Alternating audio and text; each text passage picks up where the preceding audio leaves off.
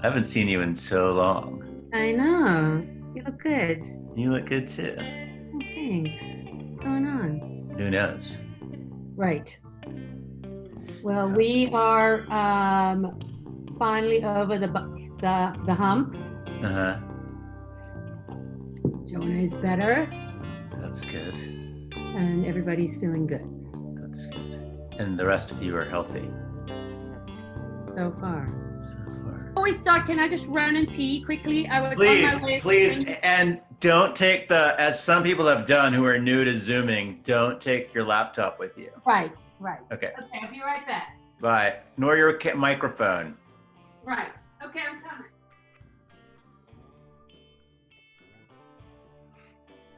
Hopefully I can, we won't hear dogs barking and kids yelling in the background. No, that makes it better. Okay. I'm Sharon Stillman. I'm 55. I'm living in a suburb of Minneapolis, Minnesota called Tonka Bay. It's on Lake Minnetonka. And I am coming to you from my ceramic studio in the basement of my home. Can I try an experiment? I want to try, I've never done this. I mean, I've done this, but I've never done this while recording a Zoom. I want to try share my screen with you and then like go to your Instagram and look at some of your ceramics and ask you about them because they're cool as fuck. Oh, thanks. Okay. Seems like no one I know is doing ceramics like you're doing ceramics. Okay. All right, let me try this. So share desktop, romanstudio.com. Yeah. All right, there we go. See, is that a protea, Sharon? It is, Barack. How That's astute cool of you. I'm very astute.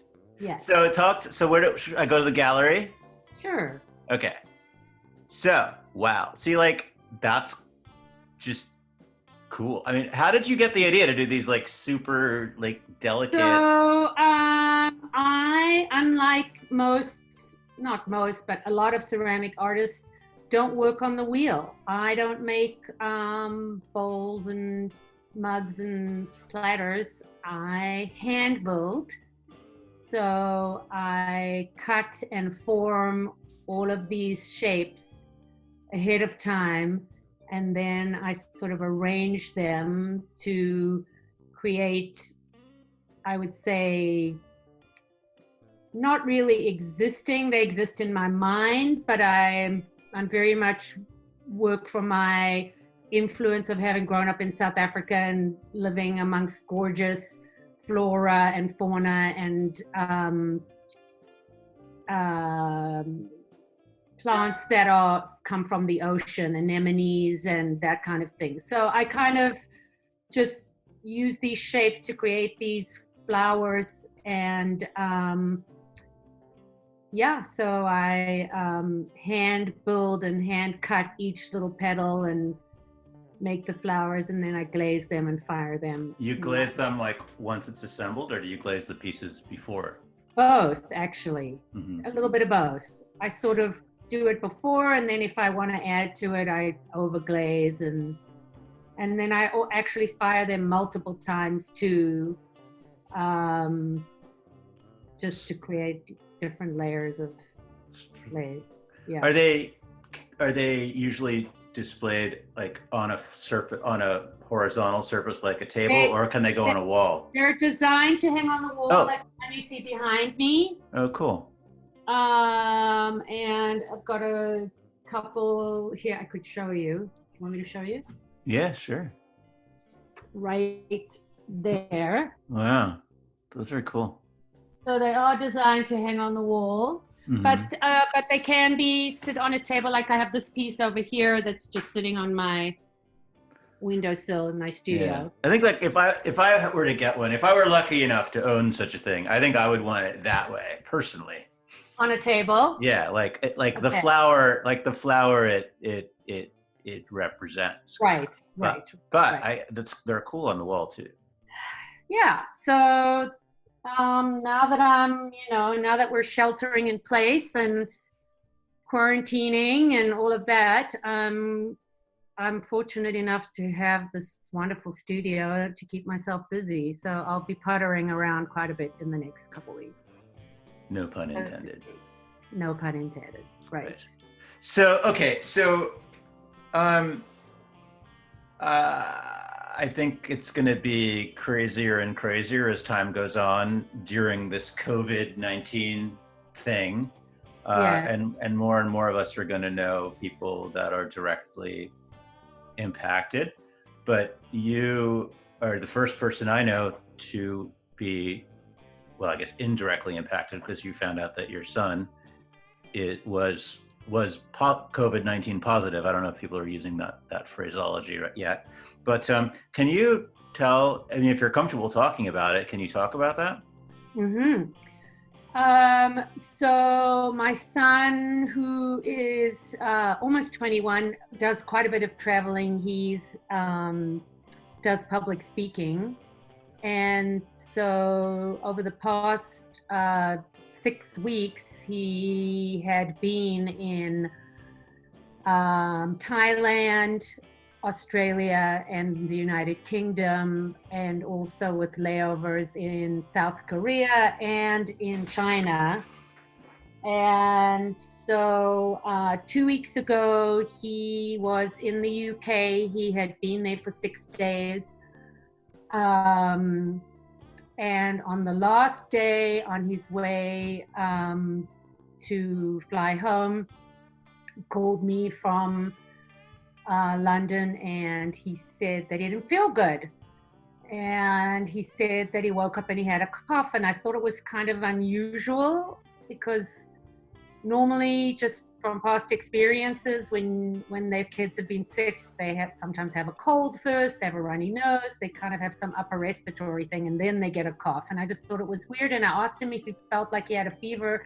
He said he didn't, and he never had a thermometer, and he just had a cough. So he got on the plane to come home, and I just kind of took it upon myself to call a pediatrician and just ask them their thoughts about it. And I described that he said he had a cough and he didn't feel great. And so they said, well, when he lands, why don't you check in and see how he's doing and then give us a call? So when he landed, I brought with me to the airport a mask and a thermometer, and I took his temperature. He did not have a fever, but he did have a cough, and he said he really didn't feel good. So I called them back, and they said to bring him in and they would take a look.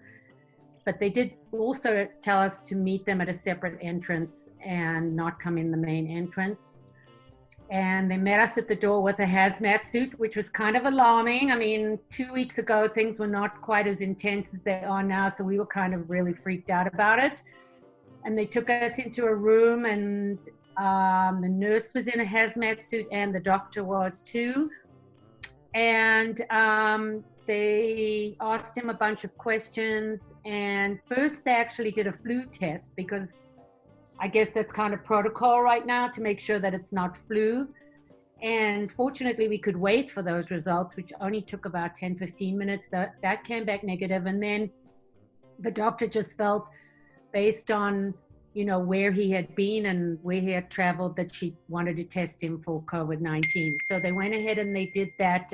So wait, sorry. They had that test right there at the doctor's office? They did, which also is kind of surprising. I mean, it was a pediatrician's office, right? Mm-hmm. And kids are not really typically getting it. And actually, you know, he's kind of almost aged out of the pediatrician's office, but I just called because I happen to know them really well. And it was they're close to home and on the way from the airport. And I just thought, I'll just call. So the fact that they had the test was also really surprising. Maybe your pediatrician is doctor to like the local NBA team or something. Anyway, so they did this nasal swab and throat swab, and he spit into a jar, and then they took us out this back door, and they said to us that both he and I needed to go into quarantine until we got the test results, which they said would be 24 to 48 hours. And this was now March 11th, which was a Wednesday. And we waited Thursday and Friday, and as the days went by, he got sicker and sicker. He then proceeded to have a very sore throat, horrible body aches, and 24 hours went by, 48 hours went by. Finally, on the Saturday, which was the 14th, in the late afternoon, we got a call, and that he did, in fact, that he tested positive, which was shocking. I mean, I didn't think he had it, you know. Yeah, he had a sore throat and he had the body aches. It just seemed that it wasn't going to be possible, but he did in fact test positive. Can I ask you a sort of mundane question, but the nasal swab? Yes. How deep did they have to go? He said that it was extremely painful and he felt like it almost touched his eyeballs. It was so deep. Like he said he felt pain from the actual nasal swab for like almost an hour later, that it was so deep. Yeah. Hey. Yeah. So, and then hey, one time in college, I had to have one of those, like, you know, Q-tips stuck up my urethra. That was no fun, but I feel like the nasal swab would be, I forget why. I forget what college STD or STI was in question. But yeah, the nasal swab sounds very. Yeah, you're welcome. You know, I'm asking you to share some pretty intense stuff. I feel like I have to level the playing field. Right. Okay, so he felt. So yeah, so. But were you with him when they did the nasal swab? And was he calm? Like, was he calm about it? Yeah, well, they made him sit on like a table with a wall so that he didn't like back up like this, you know. They wanted to make sure that they got it. Yeah, right. Yeah. He said it was uncomfortable. Definitely uncomfortable. Okay, so then now you knew, and what was the, like, just quickly, like, what was the kind of the trajectory of his symptoms and his feeling? Yeah, so started with the headache in the UK and a cough. Dry cough, progressed to a very sore throat and horrible body aches, legs, back, arms, complete body aches. Then also lack of appetite, no smell or taste. And then he did develop a fever. I would say that was around days 6, 7, and 8. Which was like 99, 100, 101. It didn't go higher than 101, but it hovered around like 100.9 kind of a thing. Extreme fatigue. And for someone who's, you know, pretty athletic and in good shape and healthy, typically he was in bed all of that time.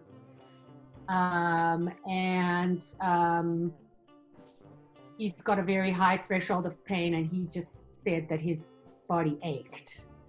And I was giving him Advil to begin with, but then all of a sudden all those studies came out and people started emailing me saying, don't give ibuprofen. That study, people were saying who had experienced it in Europe that they felt it made it worse, so we switched to Tylenol, and Tylenol did help. And also during the course of this, we did also start an antibiotic for amoxicillin because they thought, I called and they said he may have strep throat because his throat was so sore. And he said that helped too.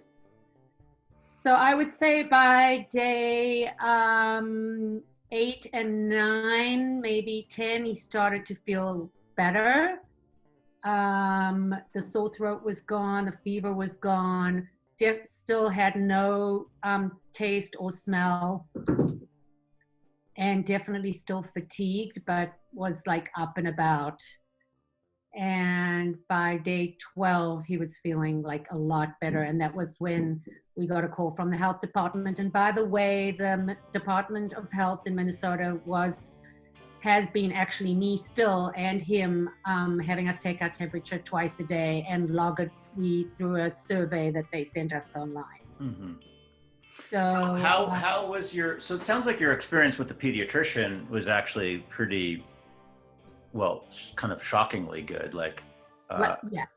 Yes. What yes. about with other aspects of the health ecosystem there, like the Department of Health, et I mean, cetera? I would say our initial phone call with the health department, which was actually 10 minutes after we got the result saying that that he was positive, which was a 45-minute sort of like an intake call where we spoke to like a senior epidemiologist at the Minnesota Department of Health.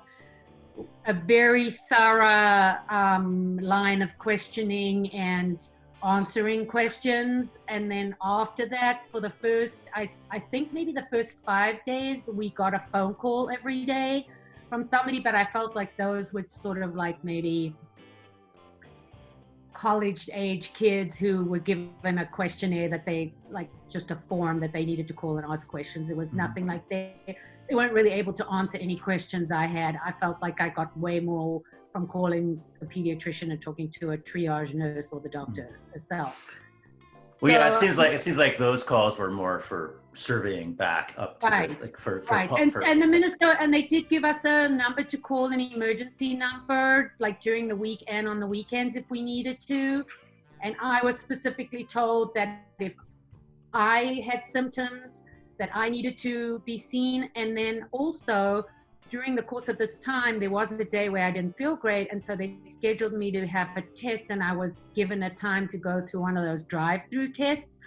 And then the night before, they called and canceled it. And Minnesota announced that they were not doing any more testing, only to healthcare workers and to people who were already in the hospital with symptoms. So unless I actually had symptoms, I was not to go and get tested. Wow. So I've never been tested, but it's been, yesterday was 14 days, Wednesday was 14 days. So I'm now 16 days from exposure, and I've not, thank God, had any symptoms. And I'm still being monitored by the health department. Tomorrow's my last day. Can you tell me a story or two? I mean, there must have been like some terrifying moments. There must have been some, I assume maybe some funny moments. I don't know. Like what, can you tell me some stories from those days when you guys were like? I mean, I'd say the scary part is obviously monitoring breathing, and, you know, although he didn't have any breathing issues, but he definitely was out of breath. Like if he went, a couple of days we went for a walk outside just to get fresh air, and he was winded, and I thought that was scary.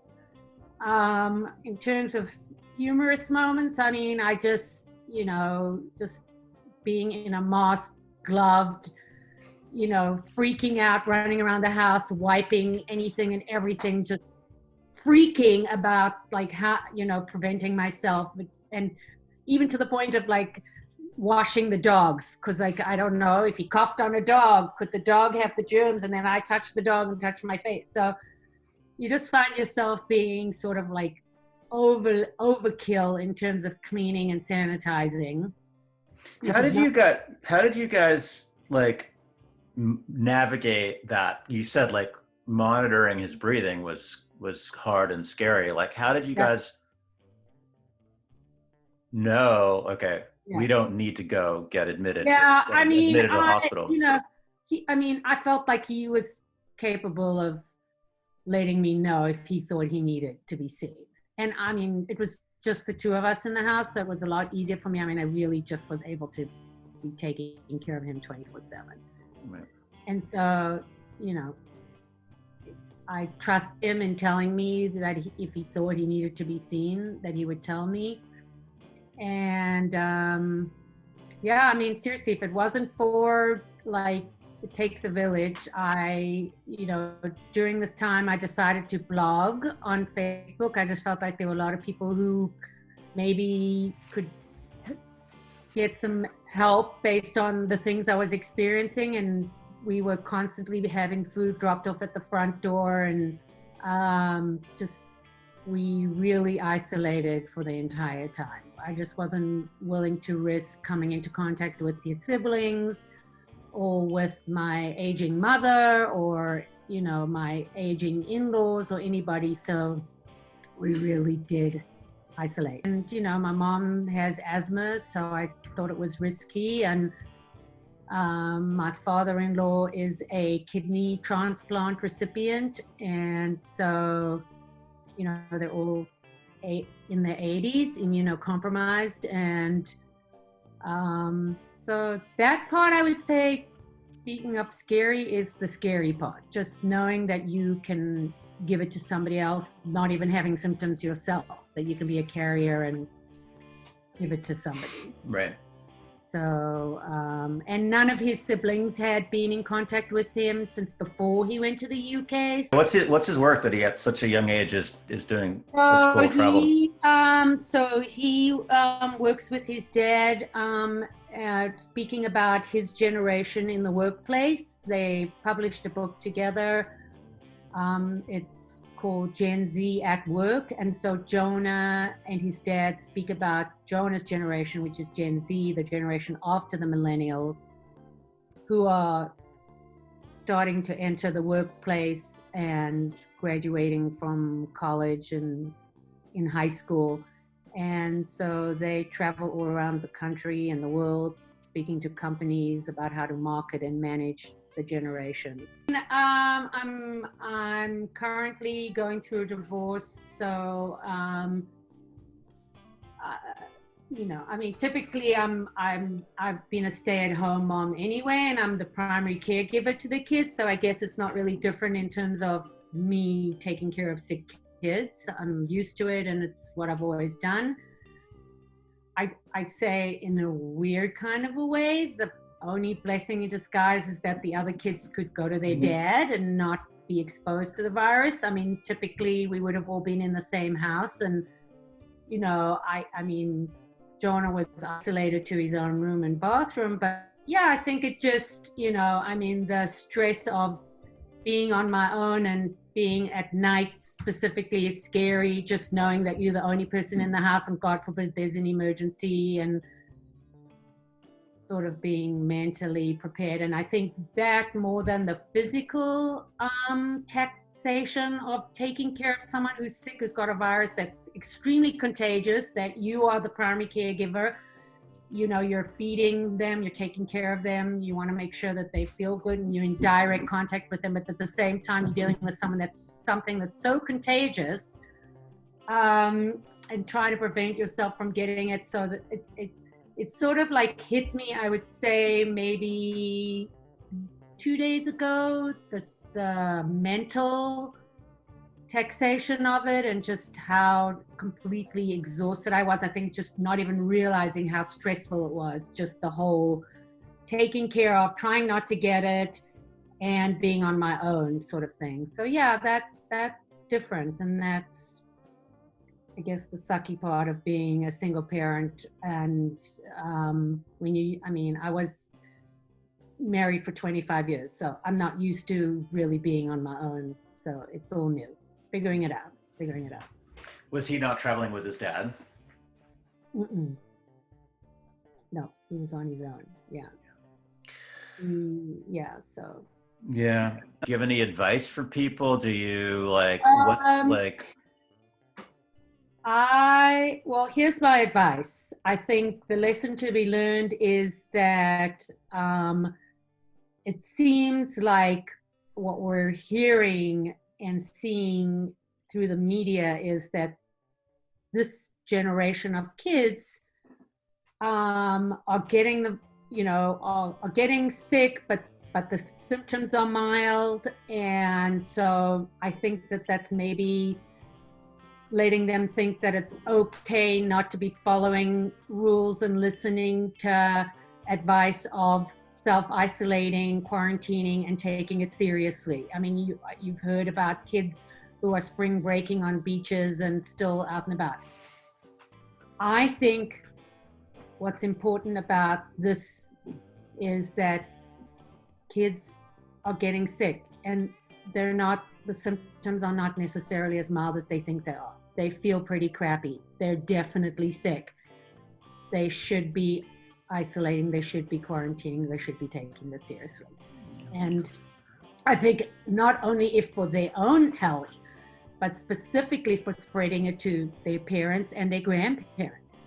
Because even though, let's say they don't have symptoms or they don't experience, as drastic symptoms as people who are older, they can still give it to their siblings and other people. And that's what scares me, is that, they think they're invincible. They think they're going to be fine. And which is generally true of like that age, right? Correct. Anyway. Correct. Right. Yeah, the world's their oyster, right? And they're going to be fine, and they have youth on their side. And I think in this case, it's not necessarily. I have had multiple moms reach out to me in the past week whose kids have it, and these kids are sick and they are really not feeling good. And so I just would give a strong warning to those kids and say, take it seriously, and this is serious. Is he considering, given his job, is he considering doing some, maybe he's already done it, some videos? He's actually doing, as we speak, he's upstairs on a call with NPR right now, and he did do, the Today Show reached out to him, and actually yesterday he got a call from the Dr. Oz show, so he's spreading the word. And I think if he can be a voice, good for him. And I think he's just trying to make the case that I just made, which is, be careful, be safe, and take it seriously. Yeah, well, it's much better. Nothing off you, but it's much better. Like, young people are going to listen to young people. Right. Generally speaking. Exactly. I can give advice to caretakers and what I found worked for us and what I felt worked for him and what we did. But ultimately he can be the one who can say to his peers, let's not mess around right now. Right. Mm-hmm. Did he say anything like kind of that surprised you when he was during that time? Anything that like, or that kind of made you go, wow, or like shocked you? Yeah, how amazing I am. What a wonderful caretaker. He never says that shit to you. He finally did. I was like, let's just remember when you tell Dr. Oz, like, how you got better. No, seriously. I think the most surprising thing is that for somebody who, like I said, has like a very high threshold of pain, a very high tolerance, who's never sick, who I think was freaked out. Right. Was honestly, like, when he got that phone call that said you're positive, he was scared. He was scared. Had you seen him scared before? I've seen him scared one other time, when his dad donated his kidney to his grandfather and the waiting in the hospital. For his dad to come out of surgery. That was scary. That was scary for him. Yeah. Would love to just keep talking to you, but I kind of want to, like, what I've learned is that, like, for every extra minute I talk, like, it's like an extra hour of editing. Okay. So we're good. We're good. So thanks. Love you. Hang in there. All right. Yeah. Give my love to Kristen. Peace. Love Bye. you. Love Bye. you too. Bye.